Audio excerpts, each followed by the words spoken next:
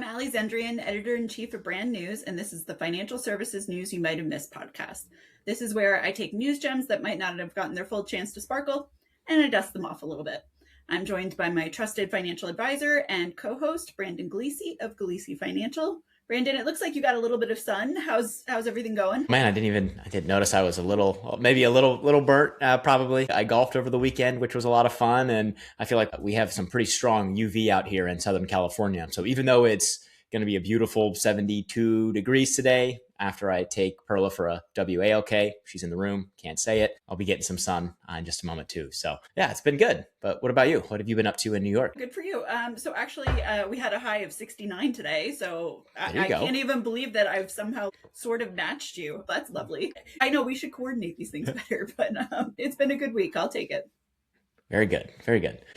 I found some stuff that I feel like you're going to have fancy feelings on. I feel bad now that I say this. If you're like, actually, it wasn't that big of a deal. Our first piece of news this week is from Objective Measure, which is a nonprofit working on improving financial literacy and helping people make more informed investment decisions. Apparently, they're leveraging the fact that April is Financial Literacy Month. So the person who founded it, Fred Martin, wants people to rethink the concept of a financial plan. And basically that they shouldn't be something that's static and that just we plan for and it happens and then you have a plan, that it should be something that there's more like investor education and an ability to make decisions as things happen on the fly. I thought made sense, but this is where I think you may have some fancy feelings. I mean, I fully agree with Fred here, where it shouldn't just be this static one time. And what it really reminds me of is, and I tell myself this and other advisors all the time, once we take even a half step or a quarter step outside of our echo chamber, which is typically the top advisors learning from the best of the best in the industry, the bar is actually pretty low. Because if I'm ever talking with my buddies in the industry, we're not even talking about doing a plan one time. That's just not even in our vernacular.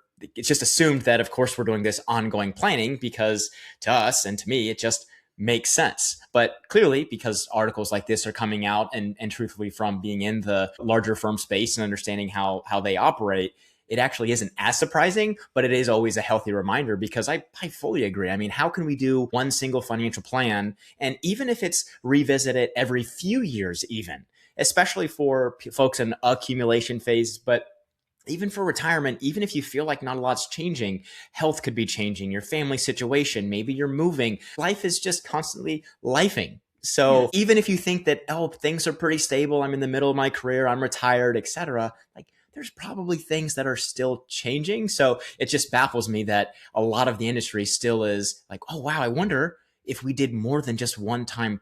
That to me is just baffling. But what are your thoughts? I'm glad that I knew, give or take, what you were going to say. So that makes me feel good. Also, then know that all of your messages get through to me. It also made me think of, to your point, and we didn't know each other back then, but, would you have sat down with me and been like, so you know what we should do? We should plan for an eventual divorce. And I would be like, what the hell's wrong with you? Why would you do that? And then actually, that's exactly the financial plan that I needed. But so then do we plan for we do this plan if you retire at 60 and everything's beautiful and you have full health. We have this plan if your spouse dies and it's impossible. Right. Which I think the article talked about it, and I fully agreed with this too. It should be flexible. So I kind of envision it like instead of having a plan and gripping it as tight as possible. And for those viewers, I'm making a couple fists, gritting your teeth like, oh, this is my plan. How do we build a plan with our hands open? Because we know life is going to change. We don't know exactly what. So because I think we can also get too extreme with this and try to plan for every possible solution. And I think there's a quote that says, I've worried about 100 things and one of them came true, something to that effect, where life is constantly going to be changing. So we don't know exactly what or when, but how do we build a plan that we can hold loosely, that has flexibility built in? Because we don't know exactly what's going to happen, but we know something probably will. So we want to at least be able to adjust, update on an as needed basis versus try to have this rigid, here's exactly what your life is going to look like in 10 years, let alone 20 or 30. So I think it really just goes to show the true value in the ongoing nature of financial planning, which is why I'm adamantly against a lot of one-time plans or even project-based plans for this exact reason. It's outdated the second someone leaves the office. Now, maybe they can get a few actionable next steps, but if that person doesn't ever go back to that advisor or they're not getting the ongoing monitoring, I think they're doing themselves a disservice. Maybe they pay a little bit less money, but if you look at it in the grand scheme of things, they could end up not having as much wealth later on because they're not getting that ongoing planning. Something changes and it blows up their plan. So all sorts of negative things happen. So big believer in the ongoing nature of. Absolutely. But to his point of, I guess advisors should be working with their clients to the point that they're educated enough that if whatever situation arises, A, I know that I should probably be contacting you, but B, that I have enough of a wherewithal to be like, okay, well, XYZ just happened to me. And I feel like at some point, Brandon said something about this. So what was it that he said? I guess, how do you even get to that place? Is it just having continuous education? Is making sure that you cover certain topics at certain times of the year? How do you do that? For me, at least, and I think any advisor, this is helpful, having some sort of ongoing process. How often are you talking to clients versus, yeah, we'll probably talk, Allie, like some point this year or a few times this year, and it being very vague, or the classic, and I think this is bad, oh, well, call me if you need anything. Which, one, I mean, that statement alone, yes, you of course can reach out to me anytime you do have a question, and you will, but how does the advisor actually prove that? And I think there's one of my favorite words is being proactive. How do we be proactive? If we're having what feels like more of an ongoing conversation, or we at least know, I know some advisors will do 2 meetings a year with clients, but they set those very clear expectations. And if anything happens in between our meetings, you can reach out.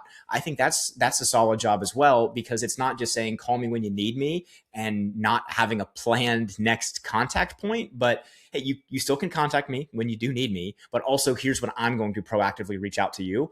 Because what I found is when I'm proactively reaching out to clients, it might be about just making it super simple. Say I'm making sure they have enough term life insurance coverage, for example.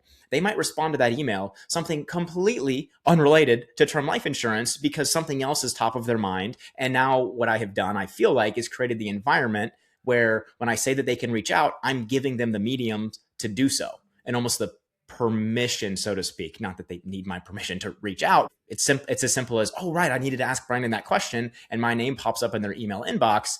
It's a lot easier versus, oh, yeah, I'll get back to him at some point. And then inevitably, well, quite frankly, it sometimes does happen. Someone will respond 2, 3, 4 emails later to something maybe I did share a few months ago, but they were still, confident enough and reminded enough that they could reach out. So I think it's this having a process to encourage and foster this environment of ongoing communication, so that if and when life happens, we're going to catch it way faster than, yep, I'll talk to you at some point in the future at an undefined time. Yes. And until then, Godspeed. Okay, that's right. wonderful. But another thing that I thought was interesting, so he gave 3 questions that he wanted people to evaluate their advisors based on. And it was how they're doing, what they own, and how much that costs them. I thought that was interesting from the stance of, especially the costs. It never occurs to me. It's just sort of like, well, the portfolio is going up. The costs, like, what the hell do I care? But I appreciate the fact that that level of education was in there, so that at least people can start thinking like, okay, there's always a cost to something. So did it mean that I missed out on XYZ opportunity because I did this? Does it mean that it's a little bit more expensive? So I hope that more people pay more attention to that. Yeah, I mean, I love those 3 questions. And I think too, it almost felt like this article was even tailored to what I would consider more of an investment advisor, meaning maybe not the most proactive when it comes to other planning items besides the investment portfolio. Again, that's probably the majority of the industry. If someone's listening to this podcast, probably not them. They might do investments. Like, for example, of course, I, through my firm, do investment management as well, but we're very rarely talking about those. Of course, occasionally we do, but we're talking about a lot of the other important planning items. So I think especially if someone is paying someone just for the investments, really, well, even if they're paying for getting planning as well, it is always good to at least have a general idea of what you own, or high level. I don't expect you right now to know exactly what you have in the portfolio, but I think hopefully you're educated to the level that you want to be. And that's what I tell clients. If a client wants to continue to ask questions, you know me, I will geek out all day long. But if they're like, all right, that's enough, Brandon, you can stop. We're getting into the weeds. I'm comfortable with the level of education that I have about this, knowing that if a question does arise, they can reach out and I'll answer at those times. I think that's pretty helpful too. And of course, right, important to know costs, because especially, I mean, even a decade or 2 ago, it was, oh, it's pretty much free. It's like, well, it's not free. There could have been a commission somewhere. There could be internal expenses that the advisor is still getting a small portion of, which doesn't necessarily make it wrong. But if the client thinks it's free and it's not, that's where there's a disconnect and a bigger issue. Yes, absolutely. I'm also glad that you didn't put me on the spot like that because I mean, No, I know, and I can say to anybody, my portfolio is doing quite well. But if you were to put me in that kind of situation, I just. no, So and thank you. very few, I mean, and a lot of people too, when they're delegating the investment management side, that's part of the reason. There's a trust involved. I can log in anytime I want, but you don't need to be able at a cocktail party to say, this is exactly our absolute return style portfolio and how we're trying to have lower correlation and just all this jargony stuff that, quite frankly, we probably haven't even gone to that level because I've been like, no, I probably don't need to know what the Sharpe ratio of this portfolio is. No, It's not relevant for most people. yeah, exactly. Yes, thank you. I appreciate the fact that Yeah. we're at that place. Yeah, you're welcome. Um, But if you want to know, I will answer. and apparently with or without a cocktail. So our second piece of news is celebrating AtoZ Communications client Rossby Financial, which recently announced two stellar female leaders at its firm. This week, Marissa Harris was announced as the new Chief Compliance Officer, and earlier this month, Marketing and Business Development and Transitions Guru Grier Rubeling joined the team. Super excited about them. Love seeing more female leadership across the industry. That's always a great thing to see. I don't know if you have any thoughts there, Brandon. Not as many fancy feelings on this one, but yeah, everything looked awesome, and yeah, I think it's great to have more representation in the industry and just to see people thrive and succeed. Yeah, I'm encouraged. So from the transition perspective, I've heard anyway, not that I would know personally, but that can be quite a bear depending on what the situation is. So knowing that there's specialized assistance for that. Yeah. And then from the compliance perspective of things, I mean, even just as we were having a conversation being named like, oh, cybersecurity and AI and this, I was like, whoa, I don't know when you sleep then, but thank goodness that somebody like you is around. Fair. No, I will say from the article, it was interesting to see that this was the direct quote. Advisors who switch from a broker dealer to an independent firm typically lose about 18% of their assets, while those moving between RIAs lose around 11%. So those can still, of course, add up, but it is interesting that and maybe it's because there are more firms out there like this that are helping with some of these transitions, and there's maybe more transitions to, I would argue, an RIA is going to be even more independent typically than even your independent broker dealers. So not only do they have likely better support and resources if they're partnering with a firm like this, they're also in a business model I'm biased towards that is a bit more conducive to transfer those clients over a little bit. Not, I don't want to say easy, but more simply. Simple doesn't always mean easy, but again, if you're working with the right team, that would help. But I mean, that's a 7% gap there between independent to broker dealer to RIA. So that's pretty substantial and likely because of companies like this. Well, thank you. And you're right. I mean, obviously, we don't want to lose any at this point because not only are those assets, but those are people's lives that we're talking about. So if you were doing a great job with them, you want to continue doing that. It would be one thing if they just said, hey, we found somebody else and we think that they're better. Right. For it just being the fact that like, oh, my paperwork got lost or whatever it is, not a good excuse for a relationship being ended. Exactly. And again, from someone who I only have done this once, hopefully don't have to do it again. It was quite the pain when I left a large broker dealer to go to the more independent space. A lot of paperwork, a lot of phone calls, having to navigate in that particular case a non-solicit agreement and all of those things. So yeah, it was quite the pain. I can assure you firsthand. I'm sorry to hear that, but I'm glad that at least you're on this side of things. Very much worth it. Absolutely. Good. So our last two news items are tax related. Firstly, there's Canopy, which is an all-in-one practice management platform for accounting firms that announced its Canopy Notetaker. The first when I saw this, I was like, yay, another Notetaker. Woohoo, as if the world needs another Notetaker. But what I thought was interesting in the press release was that this was talking about it being taking accounting situations from simple documentation to deep platform integration. And I think that that's super important, having that data be able to really spread and be in the places where you need it to be. But would love to get your thoughts. I think that's where it's going. It's not just about AI note taking now, because AI note taking seems pretty commoditized, but it's the step further that it's talking about here. How does it integrate with your overall system? Because the word that I keep using, the article used it as well, is context. Because if my AI notes, for example, live in a vacuum, it's nice that I can go back and reference them, but that's me or another human being having to go in and manually do that. Now, that still very helpful and can be quite valuable. But now if that's connected to my other systems, my CRM and everything else, and it has all that context and can help me determine, hey, what particular financial planning or tax planning items might make the most sense for Allie. And not only does it pull from maybe the financial platform that I have it connected to, but also our conversations, then that's where that context really comes in and makes it even more powerful and a better extension, I think, of the advisor, or in this case, accountant. So I think I definitely see that's the direction that these note takers are going in, because at this point, I mean, from at least what I've seen, they're all pretty darn good. It now just comes into how does it work in the rest of your workflow and systems.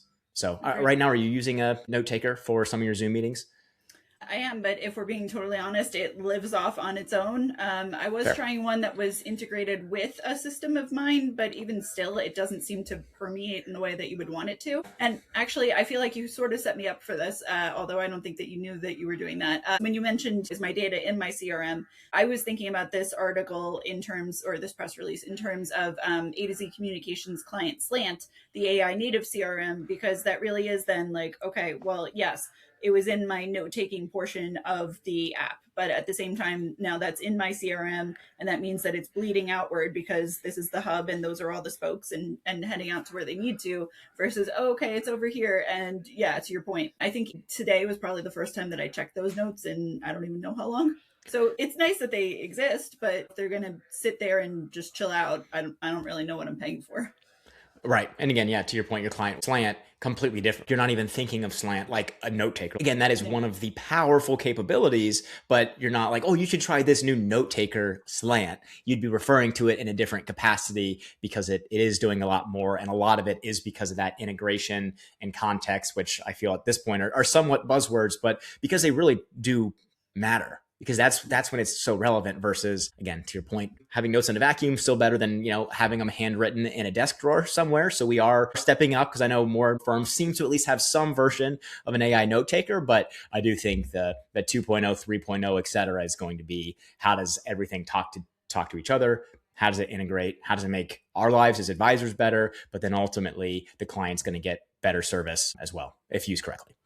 Yeah, agreed. We will see how that goes. So our last piece of tax-related news is from 1-800-ACCOUNTANT, which, by the way, love the name. They launched a new tax-optimized business tax savings service for 1099 workers. In the press release, it was noting that this is addressing the persistent gap that independent workers like you and I experience trying to get tax and financial advice. Although obviously in this case, I'm doing pretty well on both of those accounts. But I thought another interesting point of this article was that it was saying that there are 16 million self-employed Americans. I didn't realize that there were so many, but according to the Bureau of Labor Statistics, 9.4 million of those are unincorporated businesses. So then they're leaving behind any kind of tax savings or other things that they could be doing just from not being incorporated the way that they could be. So, I mean, it does really show that I think that this is a service that's needed, but would love to get any and all fancy feelings that you might have. Yeah, I don't even know how fancy these feelings are going to be. I fully agree with you where I didn't realize the numbers were so high myself. But once you start getting into 1099 work, because that could mean someone might still have their full-time W-2 job, but maybe they're doing some side gig type work where they're going to get a 1099. And if they're just putting that into their own tax platform and they're not working with even a halfway competent tax preparer, although those are becoming harder and harder to come by, that I'll set those fancy feelings aside for now, people could end up overpaying pretty substantially on taxes because they're getting a 1099. And with a 1099, that company's not withholding any sort of taxes. So you're going to end up paying, assuming you don't have any deductions, roughly 15.3%, in addition to your ordinary income tax on that. Whereas what a lot of folks don't know, and especially when it's more part-time, now again for you, of course, it's full-time and it's your livelihood. So you're of course much more intentional, focused, and aware. But for a lot of people, if it is more of that side gig, they're just going to see that 1099 that came to them in the mail. They're going to load it up into their tax system. Maybe they even just give it off to their tax preparer to do the data entry, and then it spits out whatever it spits out on the other side. Versus I worked with, it was a teacher this year, and they had a little bit of tour guide income. Not a large amount, but they had some, and I was able to ask a few questions and figure out, hey, you do have a few expenses, albeit not a ton, but I think it ended up saving them roughly $400 to $600 in actual tax savings by asking simply a few questions, which in this example, because it was a simple return, more than covered even their fee to me. And they were like, oh my gosh, like, this was a great experience. And that was just one minor thing on a relatively simple return that added actual dollars back in their pocket, which I think is really cool. And so the fact that this company is doing it and really targeting these folks, I think is awesome, because I think more people are going to benefit, and I'm a big fan of that. Yes. But so to your point, as I was looking at those statistics, it did make me wonder the 9.4 million that are unincorporated. I mean, are those like the people like me where this is like your full-time job and you just for whatever reason didn't know that you should get an LLC or an S Corp or whatever appropriate kind of business that you ought to get? Or to your point, I didn't know, as somebody who was doing some 1099 work as I had full-time employment, that there were tax saving options for me. I literally did exactly what you said in those circumstances. Handed it to my tax preparer and said, okay, here's the extra thing. And that was that. My eyes are open, although obviously too late. Right. And I think for a lot of people, how would you know? It's not common sense.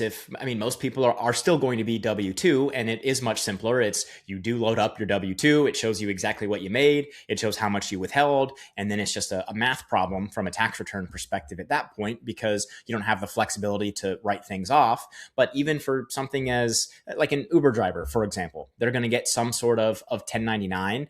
I don't know if the app itself is tracking some of their mileage, but they should be able to write off some of their mileage. Or if they have other related business expenses to operating their Uber business, if they're buying bottles of water to put for some of their passengers, they might already be doing that because they know that it increases their rating and whatnot, but they might not be tracking that. And therefore they might have spent, again, maybe not tons of money, but if they spent a few $1,000s even on legitimate business expenses, that could be saving them several $100s in taxes, again, on stuff they're already spending money on, which is, in my opinion, that's the low-hanging fruit. Not let's go and buy something because it's a write-off, but I was already buying water for my passengers. I might as well write this off because it's legal, legitimate, and it will save me money on taxes. But to your point, how would you possibly know that unless someone tells you, unless you had the wherewithal and all your extra free time to Google it and understand more about our tax code, which is not very simple. So yeah, I think the more good advice like this, companies like this that come out, easily are going to be worth whatever fee they charge to a lot of these clients. Well, I'm glad that there are people like you providing that tax and financial advice, because I'm going to be honest, every time that we talk, I feel like I learned something else. So thank you for that opportunity, and thank you for giving that to all of our listeners. Yeah, well, you're very welcome. And anytime you put a microphone in front of me, have me talk about tax, I am there. Well, thank you very much, and looking forward to next week. Yep, absolutely. Thanks so much, Allie.